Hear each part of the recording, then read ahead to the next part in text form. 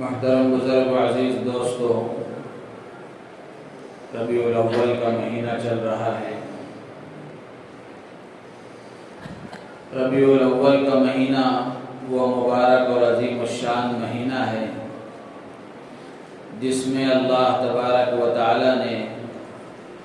اپنے بندوں کو ایک عظیم الشان نعمت سے سرفراز فرمایا۔ انسانیت کے سب سے بڑے خیر خواہ محسن انسانیت سرکار دو عالم صلی اللہ علیہ وسلم کو اللہ تبارک و تعالی نے اس دنیا میں وجود بخشا۔ ربیع الاول کے مہینے میں آپ کی ولادت باسعادت ہوئی اور ہجرت کا عظیم الشان واقعہ بھی اسی مہینے میں پیش آیا، اور سرکار دو عالم صلی اللہ علیہ وسلم کی وفات حسرت آیات بھی اسی مہینے میں ہوئی۔ تو اس مہینے کو اللہ کے نبی علیہ السلام کے ساتھ خاص مناسبت ہے، اسی لیے ربیع الاول کا مہینہ آتا ہے تو اللہ کے نبی علیہ السلام کی آمد کی خوشی میں مسلمان الگ الگ طریقے سے اپنی خوشی کا اظہار کرتے ہیں۔ کوئی جلسے کرتے ہیں، کوئی جلوس نکالتے ہیں، اور نہ جانے کیسے کیسے الگ الگ طریقوں سے حضور کی آمد پر اپنی خوشی کا اظہار کرتے ہیں۔ اللہ کے نبی علیہ السلام پوری انسانیت کے لیے ایسی عظیم الشان نعمت ہیں کہ آپ کی آمد پر خوش ہونا اور خوشی کا اظہار کرنا یہ ہر مسلمان کا حق ہے، اور مسلمان اظہار کرتا ہے۔ کون مسلمان ایسا ہوگا جو اللہ کے نبی علیہ السلام کی آمد سے خوش نہ ہوگا اور آپ کے وجود بابرکت سے اس کو خوشی نہ ہوگی؟ ہر مسلمان خوش ہوتا ہے، خوشی کا اظہار کرتا ہے، اور اظہار کے طریقے الگ الگ ہیں۔ ربیع الاول کا مہینہ آتا ہے تو اللہ کے نبی علیہ السلام کے مبارک تذکرے شروع ہو جاتے ہیں، اور آپ کا ذکر خیر ہوتا ہے، محفلیں منعقد ہوتی ہیں، مجلسیں قائم کی جاتی ہیں۔ لیکن ربیع الاول کا جو اصل پیغام ہے، ربیع الاول کی جو اصل منشا ہے، اور حقیقت میں اللہ کے نبی علیہ السلام کی آمد پر خوشی کا جو اظہار ہے، اس سے مسلمان غافل ہے۔ گزشتہ جمعہ بھی جیسے میں نے عرض کیا تھا کہ اللہ کے نبی علیہ السلام کی زندگی اور آپ کی حیات طیبہ اور آپ کی سیرت مبارکہ کا مطالعہ کرنا، آپ کی زندگی کو جاننا اور معلوم کرنا، یہ ہر مسلمان کے لیے لازم اور ضروری ہے۔ اس لیے کہ اللہ تبارک و تعالی نے نبی پاک صلی اللہ تعالی علیہ وسلم کی زندگی کو اسوہ اور نمونہ قرار دیا ہے۔ اللہ کے نبی علیہ السلام کی زندگی کو سامنے رکھ کر مسلمان کو زندگی گزارنے کا حکم دیا گیا ہے۔ اگر مسلمان آپ کی زندگی کو نہیں پڑھے گا، نہیں سنے گا اور نہیں معلوم کرے گا تو کیسے آپ کی زندگی کے مطابق وہ اپنی زندگی کو ڈھال سکے گا، اور کیسے آپ کو وہ اسوہ بنا کر زندگی گزار سکے گا؟ تو اس لیے ہم میں سے ہر ایک کی ذمہ داری ہے کہ اللہ کے نبی علیہ السلام کی سیرت مبارکہ کو پڑھنے، سننے اور بیان کرنے کا اہتمام کیا جائے۔ اور اللہ کے نبی علیہ الصلوۃ والسلام کی سیرت کو پڑھنا، سننا اور معلوم کرنا یہ ایسا مبارک عمل ہے کہ جہاں نبی کا ذکر خیر ہوتا ہے وہاں اللہ کی رحمتیں بارش کی طرح برستی ہیں، اللہ کی رحمت نازل ہوتی ہے، اور اللہ تبارک و تعالی بیماریوں کو ختم فرماتے ہیں، مہلک بیماریوں سے حفاظت فرماتے ہیں۔ تو یہ ساری باتیں تفصیل کے ساتھ گزشتہ جمعہ آپ حضرات کے سامنے عرض کی گئی۔ اس وقت جو عرض کرنا ہے وہ یہ کہ آج 9 ربیع الاول ہے، 12 ربیع الاول آنے والا ہے، پیر کے دن 12 ربیع الاول ہے۔ تو اللہ کے نبی علیہ الصلوۃ والسلام کی ولادت 12 ربیع الاول کو ہوئی، اس لیے اللہ کے نبی علیہ الصلوۃ والسلام کی آمد کی خوشی پر ہمیں کیا کرنا چاہیے اور اس وقت کیا ہو رہا ہے، کیا ہونا چاہیے اور کیا ہو رہا ہے، اور جو ہو رہا ہے وہ کہاں تک صحیح ہے، اس سلسلے میں کچھ باتیں آپ حضرات کے سامنے عرض کی جائیں گی۔ سب سے پہلے تو یہ بات اچھی طرح ہمارے ذہن میں ہونا چاہیے کہ اللہ کے نبی علیہ الصلوۃ والسلام کی ولادت باسعادت کی تاریخ کے سلسلے میں سیرت نگاروں کے درمیان میں، مورخین کے درمیان میں اختلاف ہے۔ اللہ کے نبی علیہ الصلوۃ والسلام کی ولادت کس تاریخ کو ہوئی، تاریخ کے سلسلے میں بہت اختلاف ہے۔ مہینہ ربیع الاول ہے، اس پر سب کا اتفاق ہے،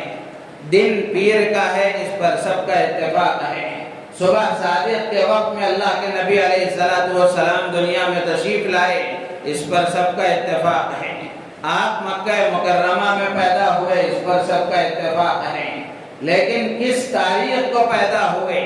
تاریخ کیا ہے آپ کی ولادت کی، اس میں تاریخ لکھنے والوں اور سیرت نگاروں کے درمیان میں اختلاف ہے۔ لیکن جو مشہور قول ہے وہ 12 ربیع الاول کا ہے، لیکن چند محققین نے لکھا ہے، 2 قول انہوں نے ذکر فرمائے ہیں، اور بھی بہت سارے ہیں، لیکن محققین نے 2 قول نقل کیے ہیں، ایک 8 ربیع الاول کا اور ایک 9 ربیع الاول کا۔ اللہ کے نبی علیہ الصلوۃ والسلام کی ولادت 8 ربیع الاول کو ہوئی، چند محققین یہ کہتے ہیں، اور چند محققین نے 9 ربیع الاول کو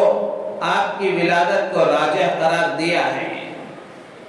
مولانا احمد رضا خان بریلوی انہوں نے بھی اپنی کتاب میں لکھا ہے کہ اللہ کے نبی علیہ الصلوۃ والسلام کی ولادت 9 ربیع الاول کو ہوئی، لیکن جو مشہور قول ہے وہ 12 ربیع الاول کا ہے۔ تو ہمیں اس اختلاف میں نہ جاتے ہوئے اللہ کے نبی علیہ الصلوۃ والسلام کی ولادت جب بھی ہوئی، چاہے 9 کو ہوئی، چاہے 8 کو ہوئی، چاہے 12 کو ہوئی، اللہ کے نبی علیہ الصلوۃ والسلام کی آمد یہ ہمارے لیے خوشی کا باعث ہے، اور اس پر ہر مسلمان کو خوش ہونا چاہیے۔ لیکن خوشی کے اظہار کا طریقہ کیا ہونا چاہیے، خوشی کا اظہار کیسے ہونا چاہیے؟ میں ہمیشہ اس سے پہلے بھی آپ حضرات کے سامنے عرض کر چکا ہوں کہ اللہ کے نبی علیہ الصلوۃ والسلام کی آمد پر خوشی اور اللہ کے نبی علیہ الصلوۃ والسلام کی محبت کا اظہار ہونا چاہیے، لیکن محبوب کی منشا کے مطابق ہونا چاہیے۔ محبت کے اظہار میں محبوب کی منشا کو ختم نہیں کرنا چاہیے، جشن کے شوق میں مشن کو ختم نہیں کرنا چاہیے، بلکہ جہاں جشن منایا جا رہا ہو وہیں اللہ کے نبی علیہ الصلوۃ والسلام کا مشن بھی ہمارے سامنے ہونا چاہیے، ہمارے دل و دماغ میں ہونا چاہیے کہ اللہ کے نبی علیہ الصلوۃ والسلام کیا مشن لے کر آئے اور آپ کیا تحریک لے کر آئے، آپ کی تعلیمات کیا ہیں، آپ کی شریعت مطہرہ کیا ہے اور آپ کی بتائی ہوئی باتیں کیا ہیں، یہ بھی مسلمان کو پیش نظر رکھنا چاہیے۔ اس لیے کہ مسلمان آزاد نہیں ہے، خوشی منانے کا طریقہ وہ اپنے سے ایجاد نہیں کر سکتا،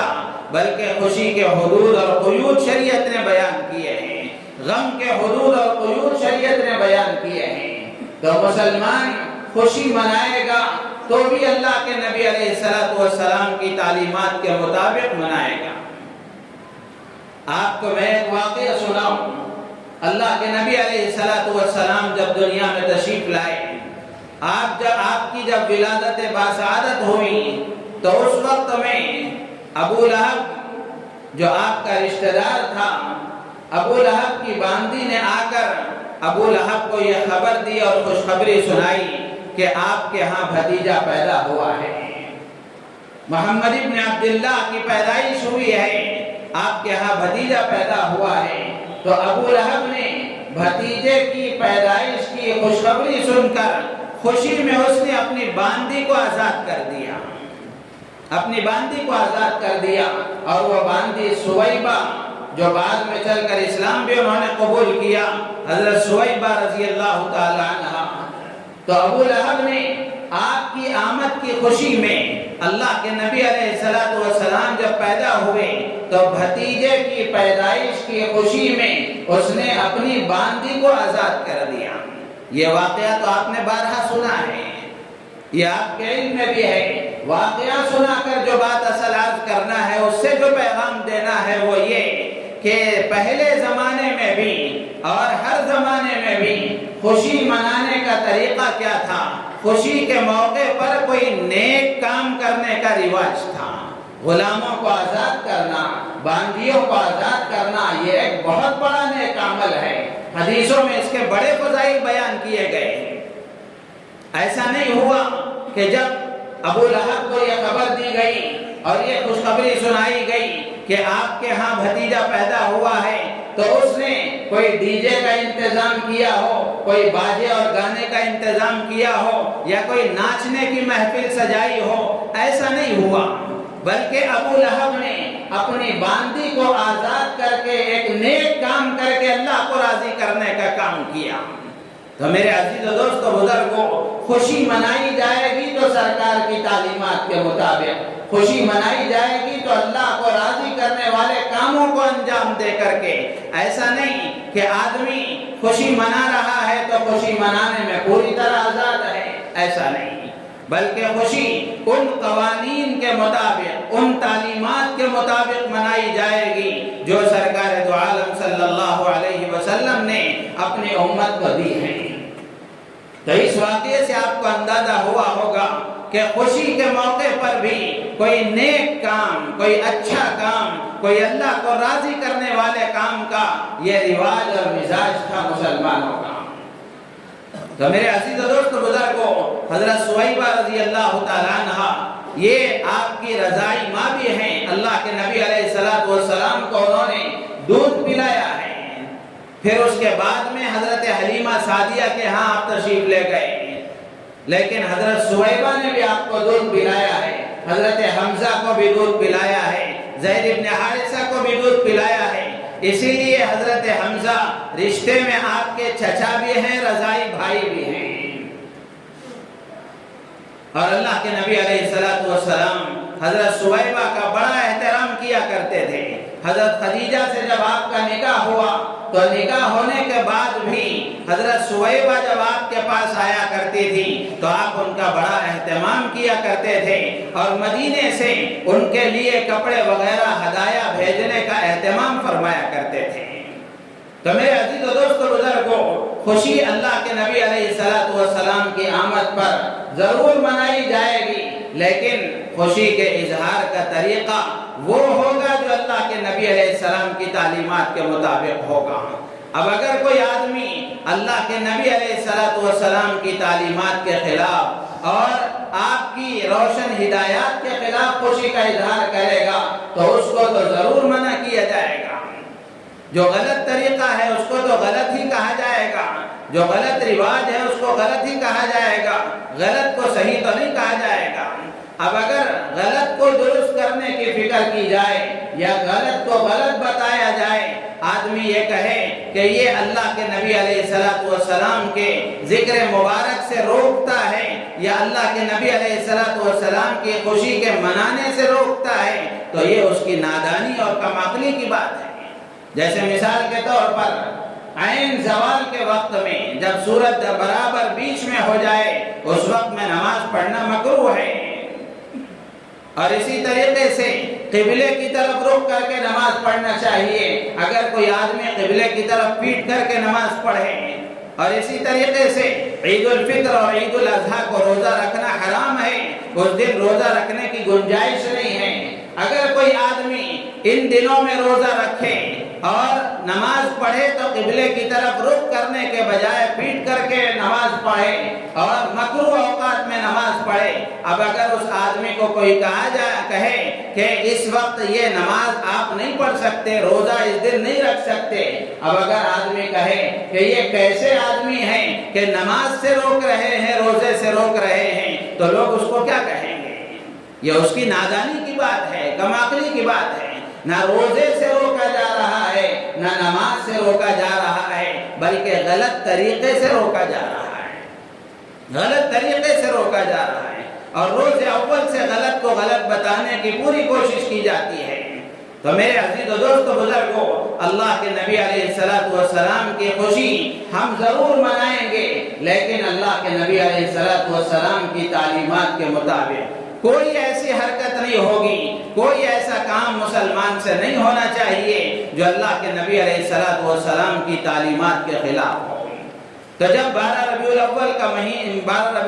کا دن ہوتا ہے یا پھر ربیع الاول کا مہینہ آتا ہے تو اللہ کے نبی علیہ السلام کی تذکرے کی محفلیں، آپ کے ذکر خیر کی مجلسیں ہوتی ہیں، ضرور ہونا چاہیے، لیکن یہ صرف 12 ربیع الاول تک ہو کر کے ختم نہیں ہو جانا چاہیے، بلکہ پورا مہینہ اس کا اہتمام کیا جائے، اور سیرت کے لیے کوئی مخصوص دن، کچھ مخصوص ایام، کچھ مخصوص اوقات نہیں ہیں، بلکہ آدمی کو سال بھر حضور کا تذکرہ کرنا چاہیے۔ حضرت مولانا فضل الرحمان صاحب گنج مراد آبادی رحمۃ اللہ علیہ سے کسی نے پوچھا کہ ذکر مولد کیا ہے، اللہ کے نبی علیہ السلام کی ولادت کا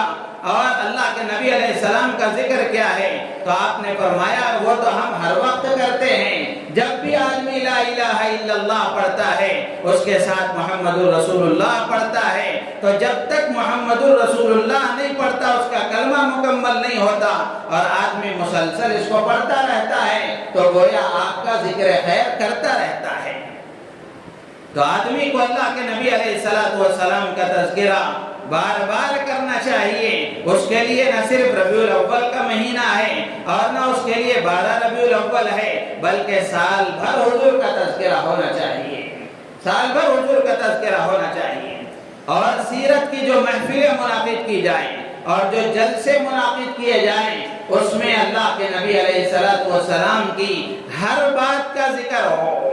یہ محبت کا تقاضا ہے کہ اللہ کے نبی علیہ السلام کا ذکر ہو، تو صرف ذکر ولادت ہی نہیں بلکہ اللہ کے نبی علیہ السلام کی ہر بات کا ذکر کیا جائے، آپ کی عبادتوں کا تذکرہ ہو، آپ کے اخلاق کا تذکرہ ہو، آپ کی معاشرتی زندگی کا تذکرہ ہو، آپ کے معاملات کا تذکرہ ہو، آپ کی سخاوت کا تذکرہ ہو، آپ کے تحمل کا تذکرہ ہو، آپ کے غصے کو برداشت کرنے کا تذکرہ ہو، اور آپ کا دوستوں کے ساتھ سلوک کیسا تھا اس کا تذکرہ ہو، بیویوں کے ساتھ کا سلوک کیسا تھا اس کا تذکرہ ہو، اور صحابہ کے درمیان آپ کیسے رہا کرتے تھے اس کا تذکرہ ہو، گھر میں آپ کیسے رہا کرتے تھے اس کا تذکرہ ہو، گھر میں آپ کیا کرتے تھے اس کا تذکرہ ہو، ان ساری باتوں کا تذکرہ کیا جائے۔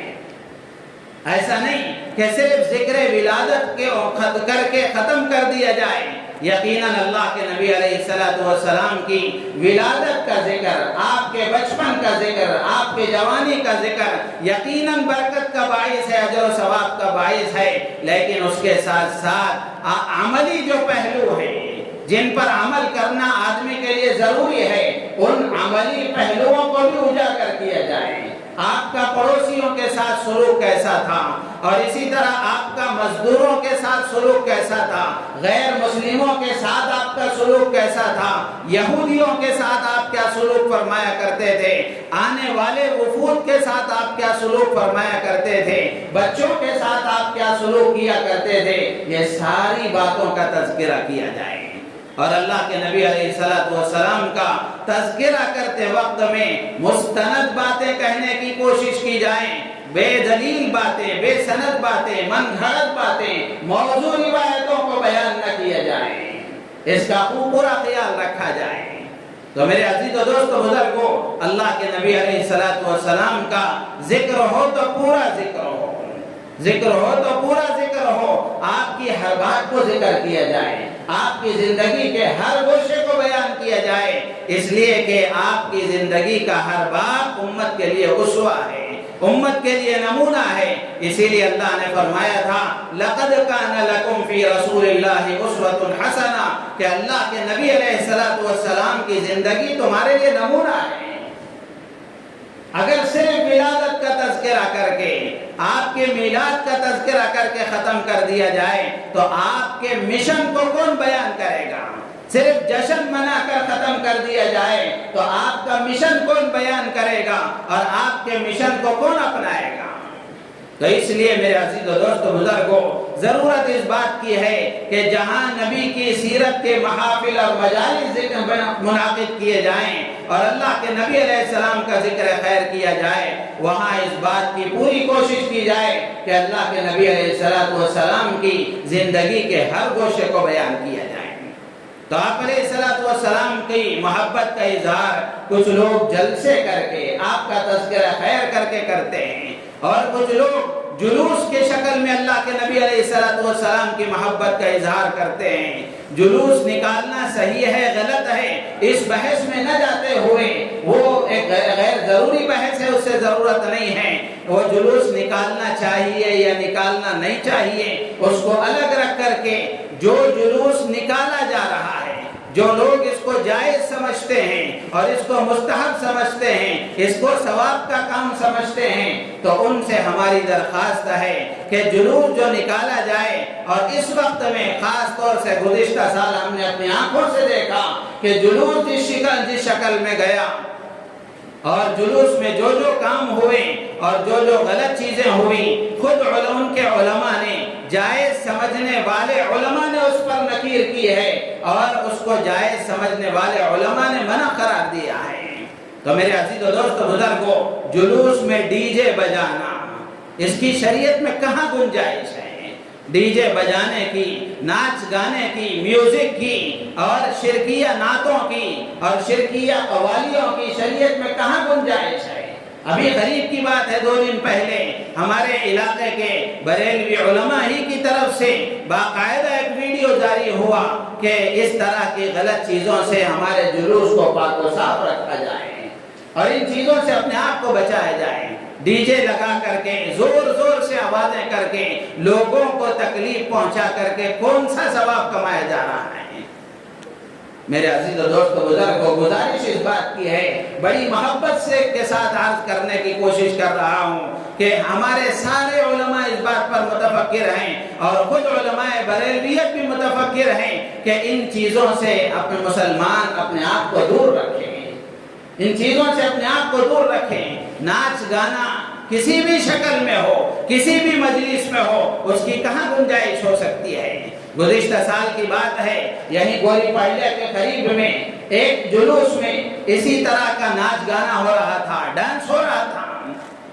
ہمارے ایک مولانا وہاں گئے اور جا کر عین وہ ڈانس کرنے والے نوجوان سے کہا کہ اللہ کے نبی علیہ السلام کی محبت میں اور اللہ کے نبی علیہ السلام کی میلاد کا تم نے یہ بینر لگایا ہے اور اس کے تحت میں تم یہ کام کر رہے ہو، کم سے کم اللہ کا خوف کرو، اللہ کا ڈر کرو، نبی کی عظمت کا تو خیال کرو۔ جو نبی ان چیزوں کو ختم کرنے کے لیے آیا ہے، اسی نبی کی محبت میں تم یہ کام کر رہے ہو۔ اللہ کے نبی علیہ السلام کو اس سے کتنی تکلیف ہوگی؟ میرے عزیز و دوست بزرگوں، وہ نوجوان کہنے لگا کہ جاؤ مولوی صاحب، آج بھی ناچنے نہیں دیتے، آج بھی ناچنے نہیں دیتے۔ میرے عزیز و دوست بزرگوں، کیا یہ ناچنے کا دن ہے؟ کیا یہ گانے کا دن ہے، گانے بجانے کا دن ہے؟ اللہ کے نبی علیہ الصلوۃ والسلام نے حدیث میں فرمایا لَيَكُونَنَّ مِنْ أُمَّتِي أَقْوَامٌ يَسْتَحِلُّونَ الْحَرَّ وَالْحَرِيرَ وَالْخَمَرَ وَالْمَعَازِفَ۔ اللہ کے نبی علیہ السلام نے فرمایا کہ میری امت میں کچھ لوگ ایسے ہوں گے جو ریشم کو حلال سمجھیں گے اور اسی طریقے سے اور شراب کو حلال سمجھیں گے اور گانے بجانے کے آلات کو، ڈانس کو حلال سمجھیں گے۔ اللہ کے نبی نے بیان فرمایا ایسے لوگ پیدا ہوں گے، اور اللہ کے نبی علیہ الصلوۃ والسلام نے اپنا مشن بیان کرتے ہوئے فرمایا کہ میں آلات مزامیر کو، ڈانس کو اور گانے بجانے کے آلات کو ختم کرنے کے لیے بھیجا گیا ہوں۔ یہ اللہ کے نبی علیہ السلام کے بعثت کا مقصد آپ نے بیان فرمایا۔ اور آج کا مسلمان اللہ کے نبی علیہ الصلوۃ والسلام کی آمد کی خوشی میں وہ کام کر رہا ہے جس کو ختم کرنے کے لیے آقا دنیا میں تشریف لائے۔ تو اس لیے اللہ کے لیے گزارش ہے کہ ایسے کاموں سے اپنے آپ کو دور رکھے، ڈی جے سے اور گانے بجانے سے، ڈانس سے اپنے آپ کو دور رکھے۔ اور اسی طریقے سے کچھ جھنڈے ہیں اور بینرز ہیں جس پر لا الہ الا اللہ محمد رسول اللہ لکھا ہوا ہے، ایسے پردے اور کپڑے اور بینر، جھنڈے وغیرہ لگا کر لے کر جاتے ہیں، اس لے جائیں، اس سے ہمیں کوئی بحث نہیں ہے، لیکن اس کی بے حرمتی نہیں ہونا چاہیے۔ جیسے ہی 12 ربیع الاول ہو جاتا ہے آپ خود جا کر دیکھیں کچروں میں آپ کو وہ جھنڈے ملیں گے۔ میرے عزیز دوست بزرگوں، کتنی تکلیف کی بات ہے۔ تو میں ایسے نوجوانوں سے عرض کروں گا کہ جو یہ جھنڈے بنانے والے ہیں، اس کو لگانے والے ہیں، ان سے ہماری درخواست ہے، بڑی محبت کے ساتھ عرض ہے کہ آپ اس کو لگائیں گے اور اس کو لے جائیں گے تو واپس عظمت کے ساتھ لا کر اپنے گھر میں ایک جگہ اس کو رکھ لیں۔ اللہ کے نبی علیہ الصلوۃ والسلام کی محبت میں کلمے کی توہین کرنا اس کی شریعت میں بالکل گنجائش نہیں ہے۔ گنبد خضرا کا نقشہ بنایا جاتا ہے، اس کی تصویریں بنائی جاتی ہیں، لیکن پھر اس کے بعد اس کا کیا حشر ہوتا ہے؟ میرے عزیز و دوست بزرگوں، ان چیزوں سے اپنے آپ کو دور رکھیں، اور اس پر جو پیسہ خرچ کیا جا رہا ہے، اس کے لیے جو چندہ کیا جاتا ہے، اور بعض موقعوں پر بہت سارے لوگ خوشی میں بھی دے دیتے ہیں اور بہت سارے لوگ مجبوری میں بھی دے دیتے ہیں، بہت سارے لوگ مجبوری میں بھی دے دیتے ہیں کہ جو چندہ کرنے والے ہیں ان سے ہماری درخواست ہے کہ آپ یہ جو پیسہ وصول کر رہے ہیں، کیا ہی اچھا ہوتا جیسے ابو جہل نے، ابو لہب نے اللہ کے نبی علیہ الصلوۃ والسلام کی ولادت کی خوشخبری سن کر اپنی باندی کو آزاد کر دیا تھا کہ اس وقت میں 12 ربیع الاول کو جو پیسہ پانی کی طرح مسلمان بہاتے ہیں، ان پیسوں کا اگر صحیح استعمال کیا جائے تو امت کے کتنے کام ہو سکتے ہیں، کتنے کام ہو سکتے ہیں۔ تو مال کا اسراف اور مال کا بیجا استعمال اللہ کے نبی علیہ الصلوۃ والسلام نے اس کو پسند نہیں فرمایا، اللہ نے اس کو پسند نہیں فرمایا۔ اللہ کے نبی فرماتے ہیں ان اللہ کرہ لکم ثلاثا قیل وقال واضاعۃ المال وکثرۃ السؤال۔ اللہ کے نبی فرماتے ہیں کہ 3 چیزیں اللہ نے تمہارے لیے پسند نہیں کی ہیں، یعنی 3 چیزیں اللہ تعالیٰ پسند نہیں فرماتے۔ ان 3 چیزوں میں سے ایک چیز یہ ہے، اللہ کے نبی فرماتے ہیں غیر ضروری باتیں، بیجا فضول باتیں اور بیجا سوالات اور بحث و مباحثے اللہ کو یہ پسند نہیں ہیں۔ اور وہ اضاعت المال، مال کو بیکار ضائع کرنا، یہ اللہ کو پسند نہیں ہے۔ مال کو بیکار ضائع کرنا صرف اسی موقع پر نہیں بلکہ اور بھی موقعوں پر، شادی کا موقع ہے، عقیقے کی دعوت کا موقع ہے اور نہ جانے کیسی کیسی دعوتوں کے موقع ہیں، ان موقعوں پر بھی مال کو ضائع کرنا یہ اللہ کو پسند نہیں ہے، اس لیے کہ مال اللہ کی بڑی نعمت ہے، اور قیامت کے دن اللہ کے ہاں پوچھا جائے گا کہ مال میں نے تمہیں دیا تھا، کیسے کمایا تھا، کیسے خرچ کیا تھا۔ اللہ کے ہاں اس کا حساب دینا ہے، اللہ کے ہاں اس کا حساب دینا ہے۔ کیا کہیں گے اللہ کے پاس میں کہ جب اللہ تبارک و تعالیٰ پوچھیں گے کہ تم نے اس مال کا کیا استعمال کیا؟ تو اس لیے میرے عزیز و دوستو بزرگوں، بڑی محبت کے ساتھ عرض ہے، محلے کے افراد ہیں، محلے کے بااثر افراد ہیں، ان سے ہماری درخواست ہے کہ ڈی جے وغیرہ سے پوری طرح سے اجتناب کریں، ناچ گانے سے نوجوانوں کو بچانے کی کوشش کریں، اپنی اولاد میں سے، اپنے بچوں میں سے کوئی اس میں ملوث ہے تو اپنے بچوں کو اس سے دور رکھنے کی کوشش کریں۔ یہ اللہ کے نبی علیہ السلام کو خوش کرنے کا نہیں بلکہ اللہ کے نبی کو ناراض کرنے کا طریقہ ہے۔ اللہ تعالیٰ سے دعا ہے اللہ تبارک و تعالی ہم تمام کو ان باتوں پر عمل کی توفیق عطا فرمائے۔ حضور اکرم صلی اللہ علیہ وسلم کی محبت میں، آپ کی آمد کی خوشی میں کسی ایسی حرکت سے اللہ تعالیٰ کسی ایسے کام سے ہماری حفاظت فرمائے جو اللہ اور اللہ کے رسول کی ناراضگی کا ذریعہ بنے، اللہ کے غصے کو وہ دعوت دینے والا ہو۔ ایسے کاموں سے اللہ تعالیٰ میری آپ کی پوری امت مسلمہ کی حفاظت فرمائے، ہماری نیتوں میں اخلاص پیدا فرمائے۔ آمین۔ وآخر دعوانا الحمدللہ رب العالمین۔